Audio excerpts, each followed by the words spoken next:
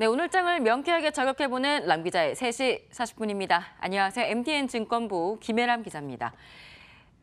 어제 이어서 오늘장 역시 투자자들의 마음을 어렵게 했습니다. 그중에서도 특히 바이오주의 하락세가 두드러졌는데요. 이 코스피 의약품 업종은 5%대, 코스닥 제약업종은 3%대 후반 하락세를 보였습니다. 오늘 좀 세보니까 빨간색, 좀 상승을 나타낸 바이오제약 종목 5개뿐이었습니다. 시총 상위 바이오와 제약주 낙폭이 오늘 지수 하락을 이끌었는데요. 이 셀트리온과 삼성바이오로직스, 한미약품, 유한양행, 녹십자 5에서 7%대 하락세를 보였습니다. 특히 외국인이 이 하락세를 강하게 매도하는 그런 추세를 보였습니다. 증권가에서는 글로벌 금리 정책, 미중 무역 갈등으로 인한 글로벌 위험자산의 투심 하락, 이런 영향이 그동안 고평가로 가장 많이 언급됐었던 제약바이오 업종에 영향을 미쳤다라고 입모아서 말하고 있습니다. 강양구 현대차 투자증권연구원은 기존에는 올 하반기 미국의 기준금리가 한 번 인상을 하게 될까 말까 이런 정도로 예상하던 곳에서 2번 인상으로 굳혀진 후에 글로벌 어떤 투심이 안전자산을 선호하는 현상으로 쏠렸다면서 제약바이오 멀티플이 글로벌리 하향 조정됐고 우리나라도 커플리 현상이 나타났다라고 설명을 했습니다. 실제로 MSCI 헬스케어 지수 지난 3, 4거래일 동안 하향 곡선을 그렸습니다. 강연구원은 세계 최대 암호화폐인 아스코 이후에 기술 수출 같은 긍정적인 모멘텀이 국내 바이오주에 반영될 것을 좀 어느 정도 기대를 했었는데 이 글로벌 투자 심리가 위험 자산을 회피하는 경향으로 돌아서면서 글로벌 제약바이오 업계 자체 전체가 조정받고 있다라고 설명을 했습니다. 실제로 제약바이오 섹터 애널리스트들 사이에서는 유한양행이나 HLB 등이 아스코에서 면역 항암제에 관해서 좀 주목할 만한 임상 결과를 내놓으면서 최근에 바이오주가 좀 많이 조정을 받았으니까 좀 오르게 되지 않을까 이런 기대감이 있었다고 합니다. 하지만 외부 환경에 대한 우려가 바이오 종목 크게 덮친 모양새입니다. FOMC와 ECB의 통화 정책, 또 미중 무역 갈등으로 인한 글로벌 투자 신빅 위축이 이 대표적인 위험 자산 종목군인 제약바이오의 주가를 떨어뜨린 겁니다. 여기에 또 내일 있을 삼성바이오로직스의 증권선물위원회 2차 정례회의 앞두고 경계감도 좀 엿보인 게 아닌가 싶은데요.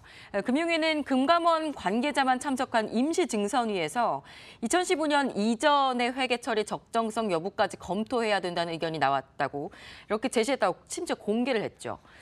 또 미국 바이오젠의 콜옵션 공시 문제에 대해서 조치 수준을 결정하려면 증선위가 2015년 이전의 회계 처리 타당성을 살펴봐야 한다는 의견이 나왔다. 이렇게 전해지고 있습니다.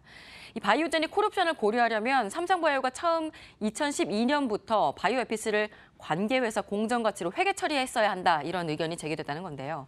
다시 말해서 삼성바이오로직스의 최초 회계 위반 시점이 지금 얘기되고 있는 2015년이 아니고 삼성바이오로직스가 바이오에피스를 설립한 2012년과 2014년 사이 일 수 있다고 보고 이 시점의 회계 처리를 검토하겠다는 겁니다.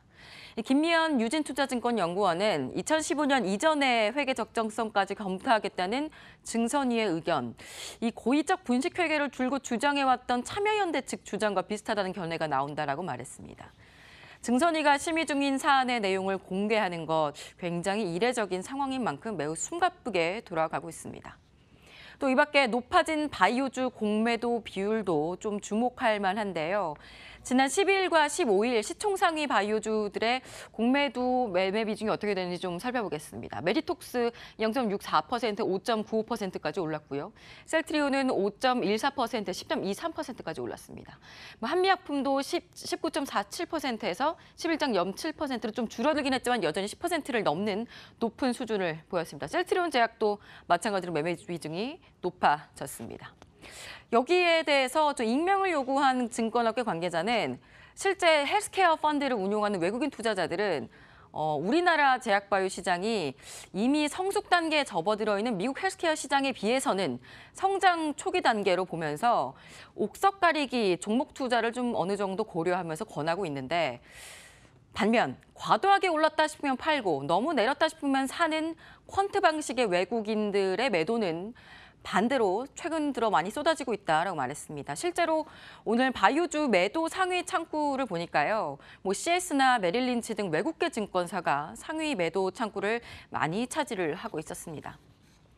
증권가에서는 올 하반기부터 전반적인 경기 하락세가 점쳐지는 만큼 바이오주의 침체도 예상 가능한 상황이라고 하면서 하반기에는 좀 주의하라면서도 하지만 국내 바이오주들 중에서도 미국 FDA 임상 2상 B나 임상 3상 이상 단계에 있는 한 20여 개 정도의 바이오주는 그래도 옥석 가리기를 해서 투자해볼 만하다라고 조언을 하고 있습니다. 물론 이름만 바이오주인 임상을 제대로 거치지 않은 중소형 바이오주들, 테마주로 덩달아 오르는 현상은 유의를 하셔야겠습니다. 네, 이번에는 내일장 핫플레이어 만나보겠습니다. 전문가들이 꼽은 4가지 종목 보실까요? 사람인 HR, 신세계 인터내셔널, 현대상사, 크리엔앤사이언스 이렇게 4개 종목을 꼽았습니다. 오늘은 KB증권 도곡스타 PB센터 최원구 과장 연결돼 있습니다. 네, 안녕하세요. 예, 안녕하세요. 네, 오늘 신세계 인터내셔널 꼽았는데 어떤 이유 때문에 꼽으셨나요? 예, 신세계 인터내셔널의 주요 사업은 이제 신세계 백화점에 이제 수입 명품을 유통하는 것인데요. 최근에는 화장품 사업의 매출이 급성장하면서 회사의 새로운 성장 동력이 되고 있습니다. 화장품 매출액이 작년에는 630억에서 올해는 2,050억으로 증가를 했고, 그리고 이제 영업이익률은 작년에 9%에서 올해 17%로 상승할 것으로 전망하고 있기 때문에요. 그리고 또 이제 자체 화장품 브랜드인 비디비치의 매출액도 작년에는 229억에서 올해는 1,300억까지 예상을 하고 있는 등 화장품 사업이 회사의 고공성장을 견인하고 있습니다. 따라서 시장에서는 2분기 실적 또한 전년 대비 큰 폭의 성장을 기대하고 있고 최근의 시장 조정 상황에서도 견조한 주가 흐름을 꾸준히 보여주고 있어서 불안한 시장 시황 속에서는 역시 실적주가 대안이 되기 때문에 추천을 드립니다. 외국인 수급 또한 6월 들어서는 매일 순매수를 보여주면서 시장 전체적으로는 외국인 수급이 빠지는 것과 대조적인 모습을 보여주고 있습니다. 또한 우량 자회사들인 신세계, 사이먼, 몽클레르의 실적이 턴어라운드하고 있기 때문에 주가 상승의 명분을 더해주고 있습니다. 매수가는 현재가로 하시고 목표가는 20만 원, 손절가는 15만 원 설정하시고 매매하시면 좋겠습니다. 네, 오늘 말씀 감사합니다. 예, 고맙습니다. 네, 이번에는 개장 전에 알았으면 좋았을걸. 시간입니다. 내일은 삼성바이오로직스 2차 증선위가 열립니다. 이례적으로 증선위가 임시회를 열어서 2015년 이전 회계 자료까지 요청하면서 깜짝 변수가 등장을 했죠. 이 검토할 자료가 늘어난 만큼 이 분식회계 최종 판단이 장기화될 가능성도 좀 점쳐지고 있는데요. 오늘 떨어진 바이오 투심 내일은 과연 어디로 향하게 될까요?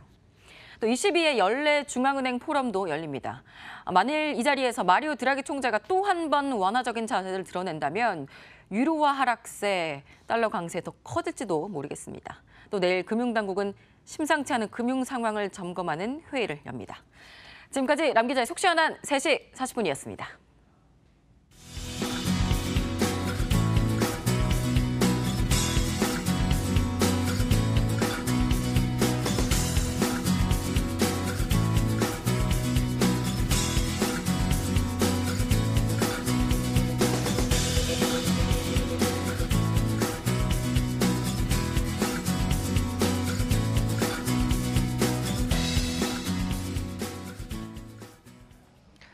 시장이 크게 밀릴 때 투자자들은 극심한 스트레스를 받게 됩니다. 아마 어제, 오늘 그러셨을 것 같습니다. 내일은 그래도 조금 나아지지 않겠습니까? 그렇게 믿어보죠. 내일 장 마감 때 웃으면서 뵙겠습니다. 마감 전략 A+였습니다. 고맙습니다.